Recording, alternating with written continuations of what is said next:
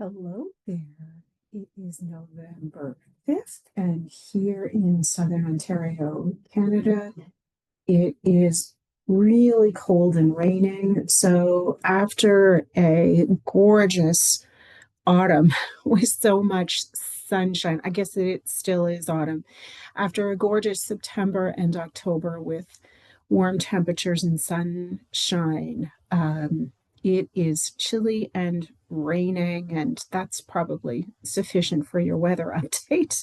My name is Stacey Sanderson, and I am a psychotherapist, a social worker, a coach, an author. And my mission really is to help and empower people who are naturally empathic, gifted, highly sensitive, but also really anyone who's been affected by toxic or narcissistic relationships or systems.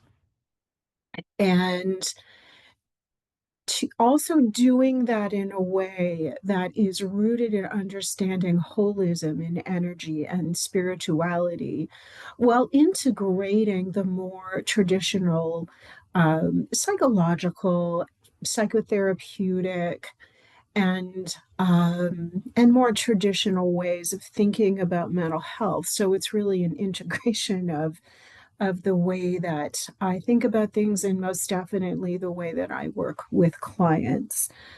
And that includes, coming from a very intuitive framework. And most of what I share, whether it's on YouTube or in a blog post or in social media, is inspired by the work I do with clients. It's inspired by the beautiful synergy of those moments. Not that, of course, I'm going to share any specific personal details, but the ideas that are generated. And for a really long time, I kept a pad of paper or a notebook by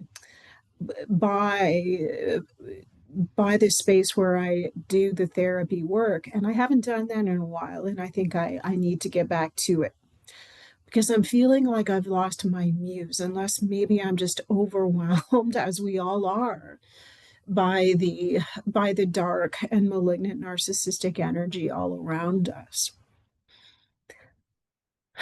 I was doing a little bit of research earlier this week about the concept of self-esteem and narcissism, healthy self-esteem, not so healthy self-esteem. And of course, narcissism, in the truest sense of the word, can be healthy or unhealthy. It is our sense of ourselves that we're talking about here. And I think self esteem is such an interesting psychological construct. I believe the difference between people with narcissistic personality disorders, or and what I meant to say is NPD, or any of the other personality disorders, is not so much about the nature of self esteem, the quality of self esteem, as it is about awareness of self esteem. So, as you could probably guess, the research that I looked at drew some correlations between intrinsic and extrinsic self esteem and narcissism that is more covert or overt. So I'm just going to explain that um, in a way that is more clear. We can get self esteem from within ourselves, right?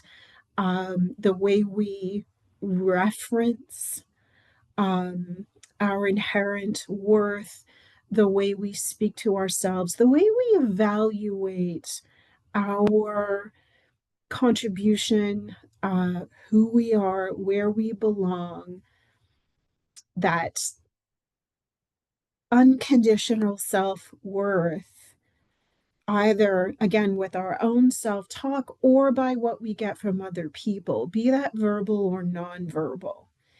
And I also think that self-esteem is influenced by mood and perception, right?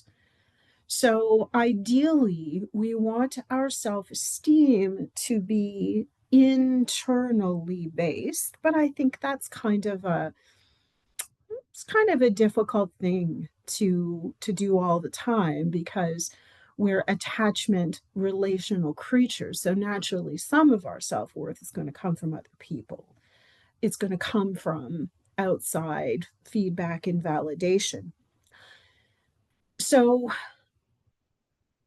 otherwise, um, to me, self-esteem is on a continuum of what is internally and externally referenced, as well as what comes naturally, and what might be a bit more vulnerable and fragile. And I think that obviously, when we go into a state of shame, that influence can influence our self-esteem. But I would like to think that we have a pretty solid sense of our worth that may be temporarily influenced by our state of mind, our perceptions, the people around us. Hopefully that makes some sense. Um, it, there's a double edged sword about self esteem because there's a pretty thin line between having healthy self esteem and people perceiving you as being overly confident or arrogant. And of course, being overly confident and arrogant are some of the traits of pathological narcissism. So you can hear some of those overlaps between healthy and pathological narcissism and healthy self esteem. And to share a little of the research, and this isn't rocket science by any means, there was this idea or hypothesis that people who are more covert with their narcissistic presentation or who are more grandiose, their self-esteem is more internally referenced. And for those who are more covert or vulnerable, theirs is more internally referenced. I guess so would be my answer because I think that it's not so much if someone is overt or covert as aspects of introversion and extroversion. If we look at core components of personality, I think that overt and grandiose narcissists are a little bit more of what you see is what you get. And the more covert or vulnerable narcissists are a little less obvious in their presentation. Um, a grandiose narcissist is they're going to tell you everything that is so great about them. And they're going to definitely be more entitled. And they're going to definitely be those people whose achievements don't necessarily match their qualifications. And they will present themselves in a way that's really not congruent with who they are. I read some social media recently posted by someone who I know is very narcissistic, and it was just riddled with references to God and spirit and religion. And so that kind of speaks to what I'm talking about. But um, covert or a more vulnerable narcissist, I think that they're what Brene Brown would refer to as the people sitting in the cheap seats. So if we've got the more covert narcissist sitting in the front row at a concert or a game, and maybe they're showing off that they're there or that's a show and they're cheering on. I think the covert narcissists are in the cheap sheets. I can never say that. Cheap seats criticizing. Covert narcissists live in uh, you know, situations where they're quietly critical most of the time, or they choose where they share that criticism very carefully. Um, and they, where am I going with this?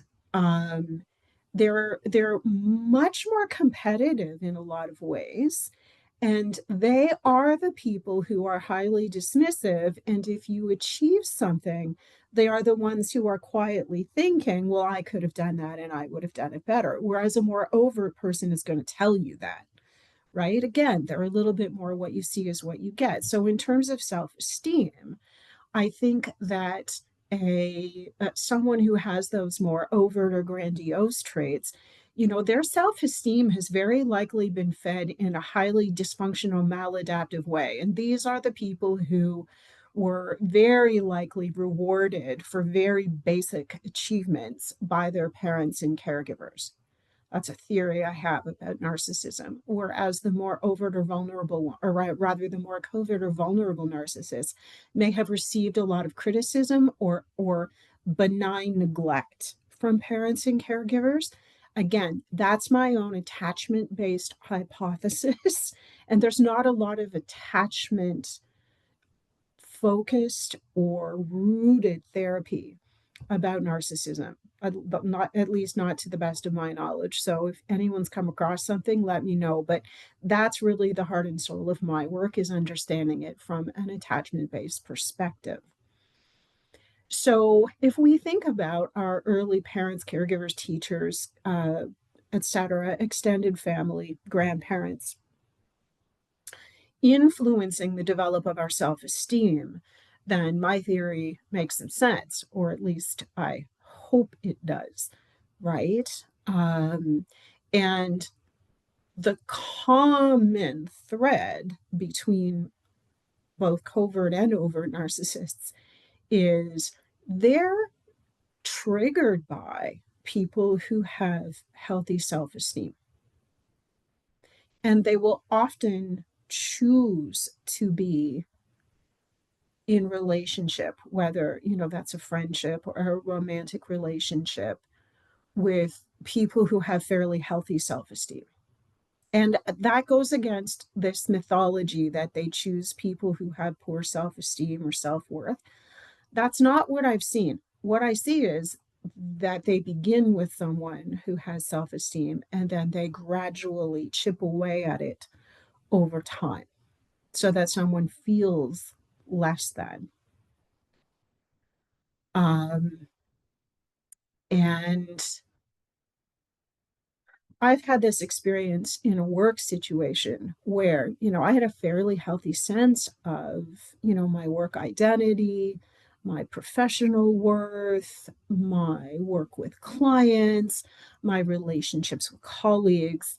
And the over narcissist I work with attacked me behind my back or to my face, and the more covert one told everyone that I was arrogant and full of myself. So you can hear the difference there, right? But self-esteem to someone who's narcissistic is something that they have a scarcity mindset about. So if you have good, healthy self-esteem, then that's less for them, is one way that I could describe that. And if in relationship, particularly romantic relationship, I truly think that if you have a good sense of yourself, that's scary to them. It means you might be self-sufficient, or it means you might outshine them, or it means you might get attention that they're not getting, or even, that internal sense of yourself is taking away something from them, right? So as someone who has been around this a long time, the very energetic experience of feeling good about yourself is something that they attack. They will devalue, they will dismiss, they will criticize, because their fragile sense of self esteem is threatened by your more healthy, if you will, self esteem. So, is self esteem something that we can work on? Most definitely. Most definitely. I think that it is rooted in our attachment experiences. And I spend a lot of time helping people answer the question if they are narcissistic. I think it's very challenging to come from narcissistic parents or to be in a relationship with someone who's narcissistic and not by default become more self-absorbed than perhaps you might want to be. And to have more of your self-esteem being contingent upon someone else's behavior and reaction. So I wanted to bring this up just because I don't it doesn't come up a whole lot in the therapy space, that sense of our self-esteem. Certainly in recovery work, the focus is on reclaiming that sense of self-worth, on having that self-worth coming from both your own inner guidance and, if appropriate, spiritual guidance and people you trust, and to step outside of those patterns of intermittent reinforcement that we can find ourselves in when we're with someone who's highly narcissistic.